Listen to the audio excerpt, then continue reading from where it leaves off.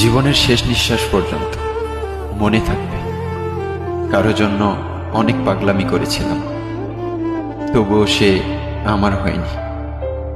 ভালো থাকো আমার না হওয়া প্রিয় মানুষটা। রাখতে চাইলে আমি এমনিতেই থেকে যেতাম, কিন্তু তুমি তো রাখতে চাওনি।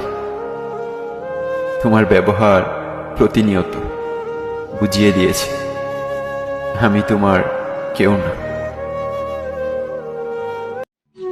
শুনেছি দীর্ঘদিন কিছু পড়ে থাকলে নাকি সবকিছুই পচে যায়। আচ্ছা বলো তো, আমার এই বুকের ভিতর যে অনেকগুলো স্মৃতি জমে আছে, সেগুলোর তো কিছু হয় না? এনেকুৱা লাগে তোমাক লগ নোপোৱা হ'লেই ভাল আছিল চাগে। পায়ো হেৰুৱাৰ দুখ নাপালোহেঁতেন চাগে।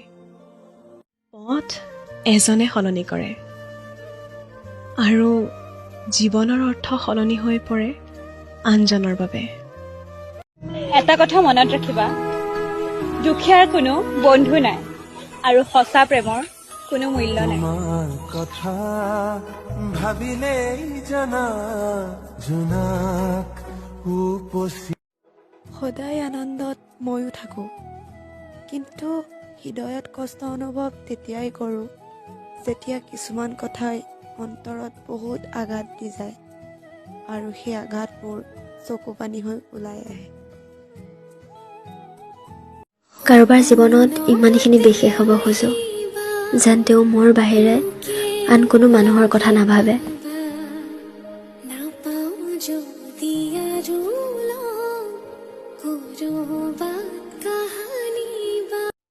কেতিয়াবা বৰ বেছি দিনৰ আপোন নহলেও কিছুমান মানুহে আপোনাৰ আগত মনৰ কথাবোৰ খুলি ক'বলৈ ভাল পায়, নহয়নে? ভাল লগা বেয়া লগাৰ পৰা প্ৰাপ্তি অপ্ৰাপ্তিৰ কথালৈকে অকপতে তেওঁলোকে প্ৰকাশ কৰে।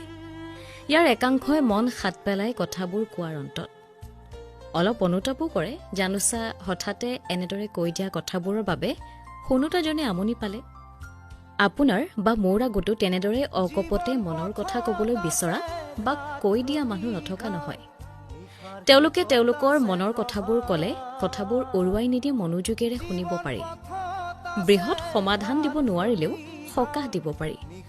অনবৰত লগত থাকিব নোৱাৰিলেও সাহস দিব পাৰি, শুভকামনা দিব পাৰি।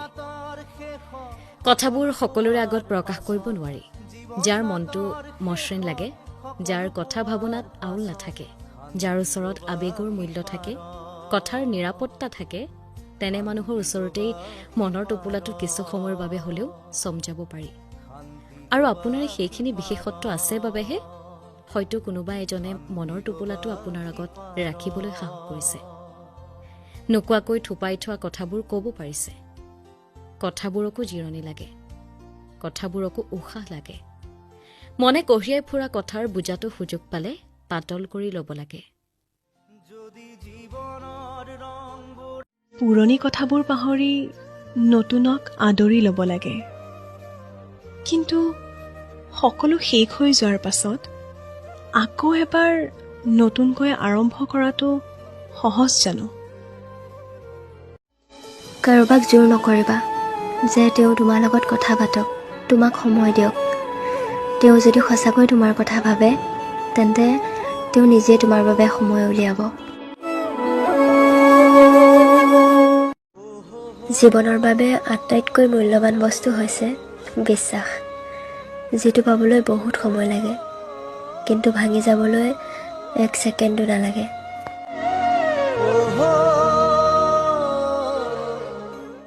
মোক মাত্ৰ এটা কথা কোৱা, তোমালৈ অপেক্ষা কৰিম নে সলনি হৈ যাম তোমাৰ দৰে?